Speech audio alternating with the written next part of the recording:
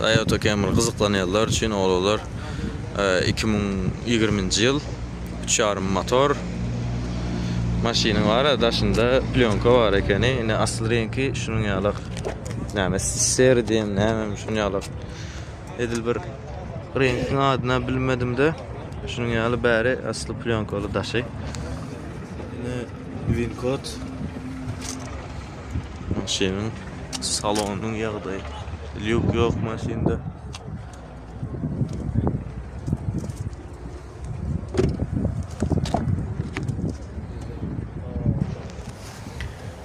Arası seken yani.